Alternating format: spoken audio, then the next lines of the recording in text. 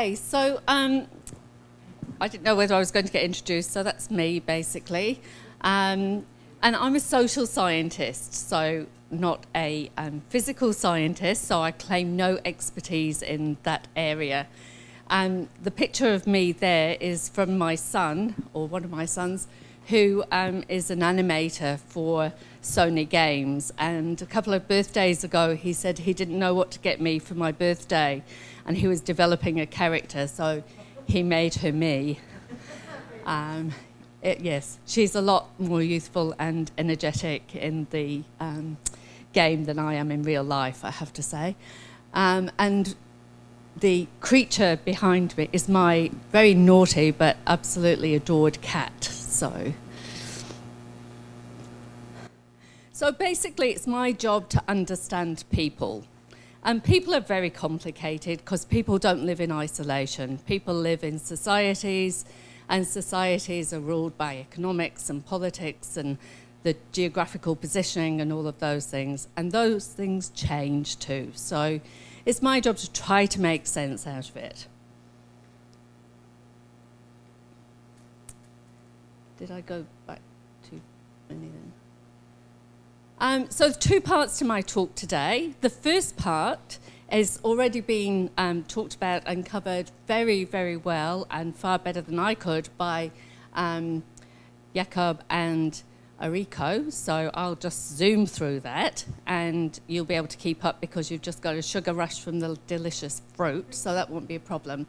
And then I'll go on to what I actually do claim some expertise in, which is understanding consumers.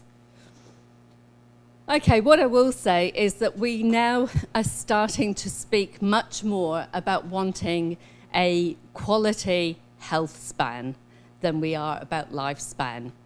I was very, very fortunate to have my parents till they were both 99, but the last 10 years of both of their lives were not good quality years.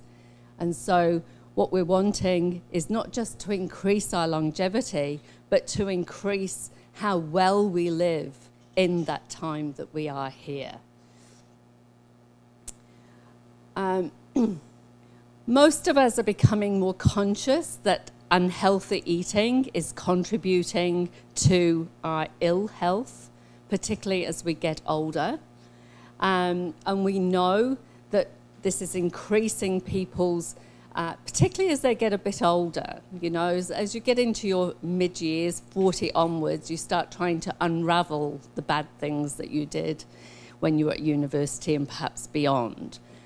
So we try to increase maybe some of the good stuff, and that is driving an increase in demand for things like fruits and vegetables. And we do know scientifically that these good foods, quality foods, reduce metabolic health concerns. And metabolic health concerns are just a tsunami across the world. So we really do need to try and stop that. We all perhaps know that we're supposed to be consuming 400 grams, and very, very, very few people are actually hitting that. And you know, this is not optimal, this is a minimum amount, and we need to remember that too. Okay, we are seeing an escalating demand for tropical fruits.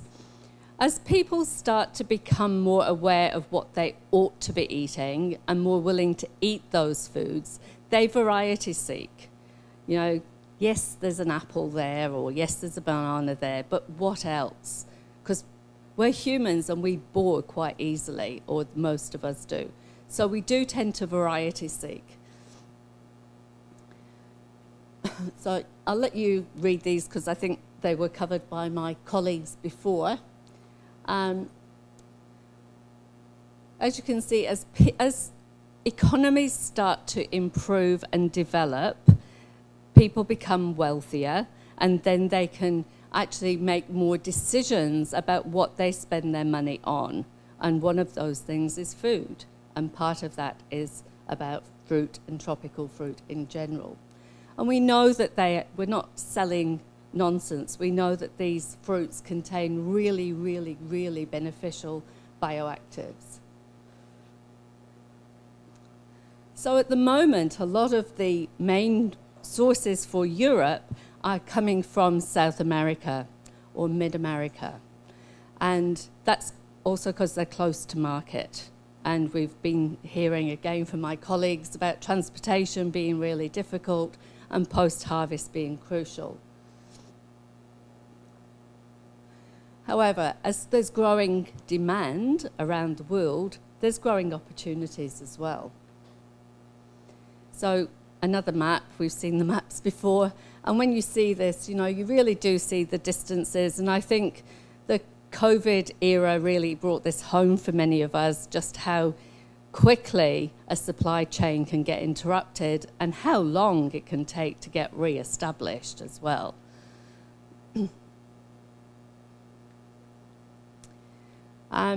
High cost of air freight, high transport costs, production shortages, a war in Ukraine, climate change. And in that mix, I would add that people are starting to be more concerned about sustainability, and food miles becomes part of that, packaging becomes part of that. So there's always going to be this balance between the consumer who wants variety and wants to seek something that can't be grown in their own country, and the consumer that says, well, I'd rather sacrifice that than sacrifice the planet. And what we're trying to do is make them not have to choose. I think that the geographical advantage that these producing countries in Central America have can't be overestimated. It just is an advantage that they have. And they also entered this market very early, which means they've got a lot of experience. But it is not without its problems. And these are the things that we also have to acknowledge. Without getting too political, in Mexico, we know that a lot of avocados are grown for export from Mexico. We also know that they're getting rejected in Europe because they're called cartel avocados. And they're seen as being owned and run by the cartels and therefore funding that nefarious lifestyle. And so those rejections are very similar to what we saw for diamonds at one stage and the blood diamonds. So things do change, and we should look for these opportunities and these trends.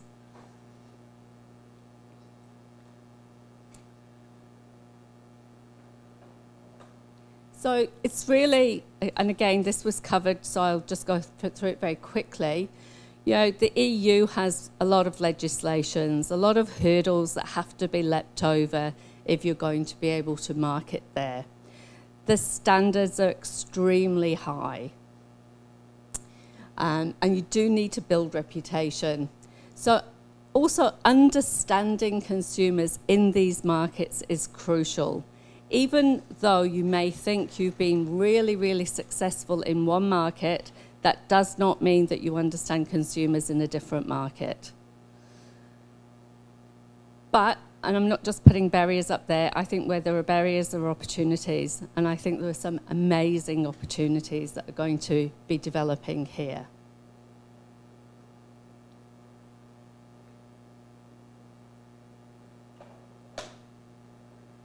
So the potentials, although Central America is a major growing region for tropical fruit experts, there's a lot of minor tropical fruits that would grow there. They haven't developed a reputation with those. They aren't known for those.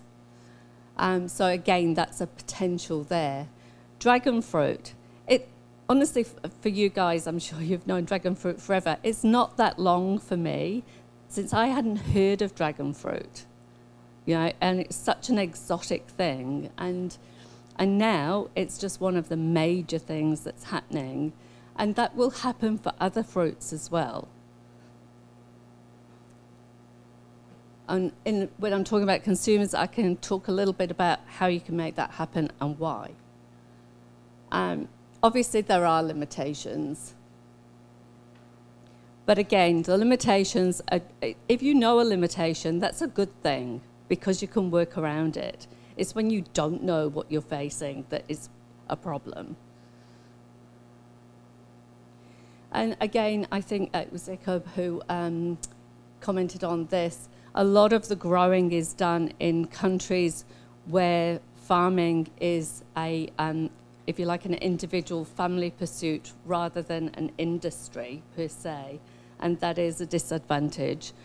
But all those big industrial farms in countries like the US or New Zealand even started off as individual farms once upon a time. So, okay, so just to conclude this little bit, it can happen. You know, there's a significant opportunity that's existing. And the market for exotic fruits is still a niche market. And that's okay, because niche markets grow into being major markets. They're niche for a reason, and usually that reason is price point. But that will change. But we do need very effective strategies, and they need to be very carefully thought about. And attention really does need to be about producing really quality fruit. And of course, I've mentioned the consumer in each market needs to be understood. Okay, so this is the bit I'm more comfortable with. So I used to teach this stuff at university for 22 years. So getting this done in 10 minutes is going to be a chore because I used to have 3 hours a week on this. So we'll see what we do. I think the first thing I would caution people to do is stop thinking about your customers and start thinking like your customers. And that is so hard. The hardest thing in the world to do is think about people who are not like you. Because the people you know who are your friends and your colleagues are like you. And they're your friends because they're like you. And they're your colleagues because they've had the same education as you. And you probably all live in similar neighborhoods and similar houses. And so actually thinking about people who are not like you can be really hard.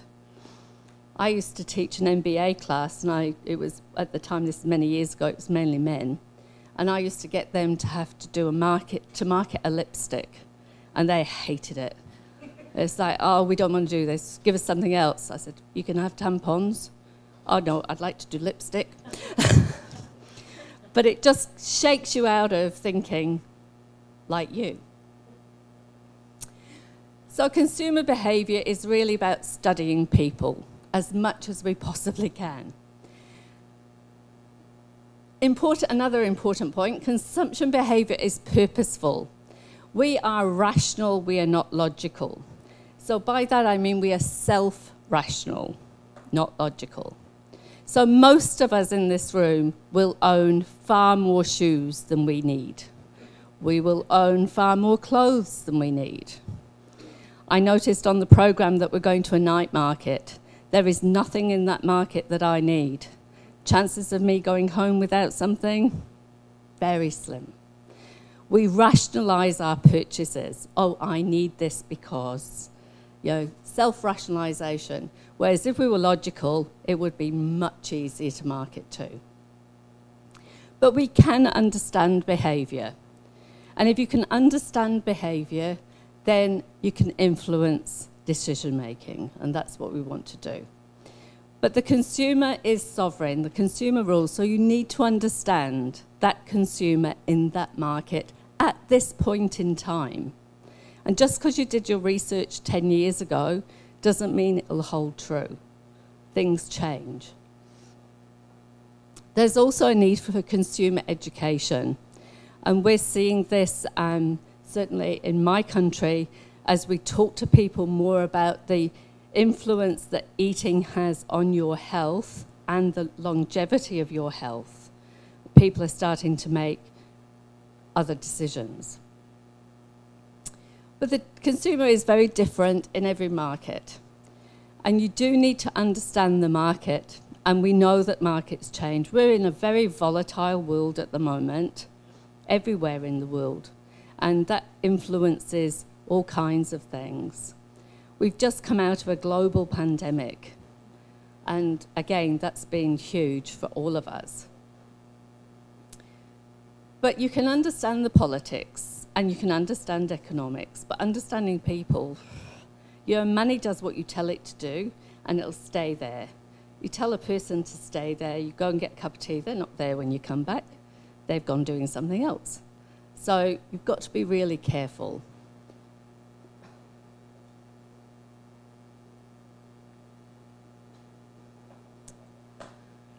So we've got a great product. We've got these minor tropical fruits. We've got a global population increasingly aware of the need for good nutrition. And this product will deliver that. So it's going to sell itself, isn't it? Well, let's think. The most important things for a consumer start with sensory experience. If it doesn't taste good, it's a really hard sell. You know? So, and that goes for fruit in general, but it also applies to the purchase and consumption of minor tropical fruits. Here you've got something that people aren't familiar with. So you're going to have to explain an appeal for that experience. Sensory cues include appearance, colour, size, taste, aroma, texture, flavour. How will people enjoy this? I was talking at lunchtime about those amazing passion fruit and how similar they are perhaps to the kiwi fruit experience, where if it's an eating experience where you need a knife and a spoon, it's not a pop it in the kids' lunchbox experience, it's not an eat on the train experience unless you can make it so. So you've got to think about it all. Tropical fruits are amazing. I mean, there's such a variety. They're so exotic, and their range of colours and, liven up anything. Aromas, taste. And they range from very subtle. I remember my first dragon fruit and thinking, does it actually taste of anything? And then it's such a subtle taste. And whereas other things, your first taste of durian, well, the smell hits you before the taste, so very not subtle. So strong and overpowering. So it's a great opportunity to satisfy what is a great range of people, because we're all different. We all have different taste profiles, things that one person will find overwhelming, another won't be appealing to at all.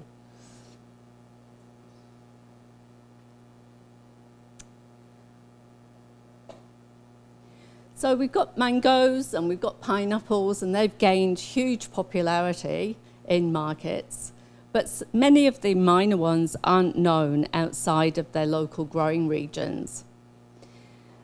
And here we've got a real paradox, because half of the literature says lack of familiarity means that we'll get rejection, because people are food neophobic. They're quite worried about foods they're not familiar with, and it's like, oh, I'll choose something I am familiar with. But the rest of the people say, no, it's not like that. We're actually attention seekers and we're pleasure seekers. And we want to be able to have a new experience and then share the experience with other people. And it's about hedonism and enjoyment and pleasure. And we know that people are getting less food neophobic because we're traveling more. We've also got restaurants from many different ethnicities in most cities. So we're more familiar now with different kinds of foods and different flavors than we've ever been before. Similarly, diversity and novelty have been found to be increasingly important selling points for fruits and vegetables, because people are looking for something different, looking for enjoyment. And then there's price point and involvement. So in marketing, we use the term involvement on a scale. So people are either more involved or less involved. And what that really means is how invested you are in something. So for most of us, if we were going to treat ourselves to a chocolate bar and it's going to cost $2, that would be low involvement. It's not much money, it's not really important, and we're not 4 years old. So we would go and choose something, and if we didn't like it, we wouldn't be heartbroken about it, you know. That reasoning changes if something else is different in the consumer.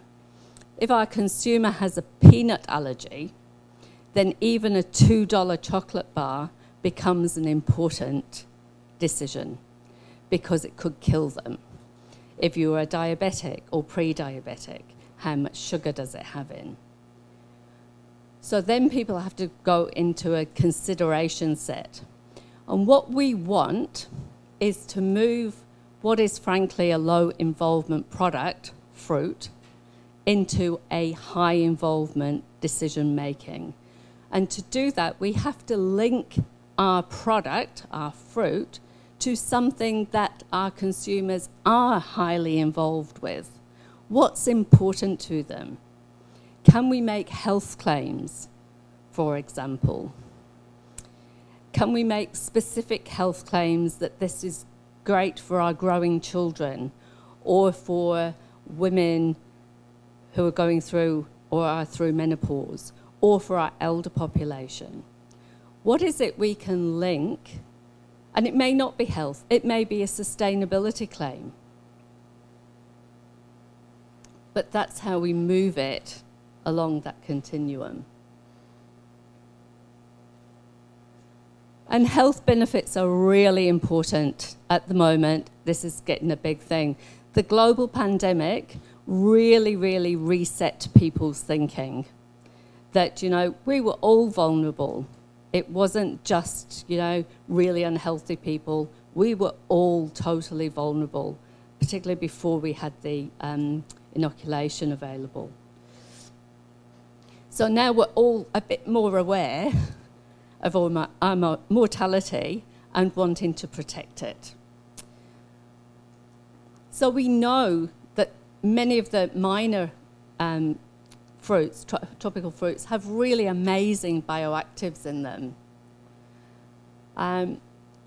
Consumers still fail to eat the recommended amount of fruit.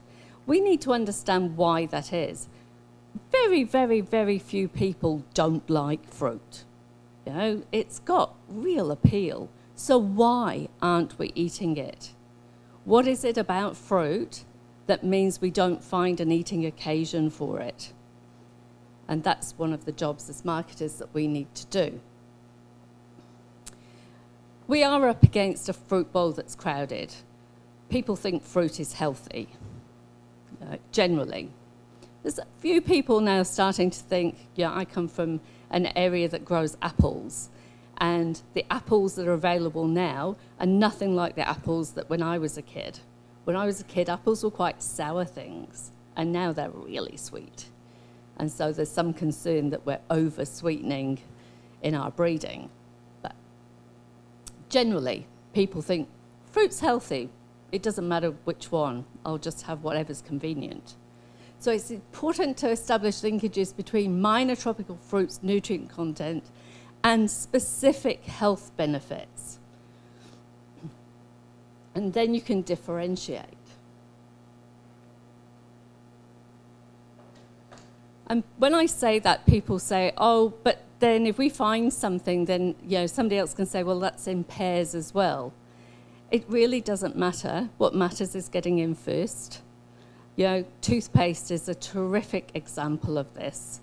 I think it was Colgate that got in first with the claim that fluoride was in their toothpaste, and that was what was helping fight off decay. And all the other manufacturers went, well, it's in ours as well. But they hadn't said it. So get in first. Potentially there is a need for further research in this. Again, not my area of expertise. I'm sure it's far more in some of your wheelhouses. But I really think it is important. And again, I go back to dragon fruit, and they are doing a great marketing campaign around this. All the wonderful things that are in it, I'm sure are in other things too, but it doesn't matter. They've now claimed that hill, and that's fantastic.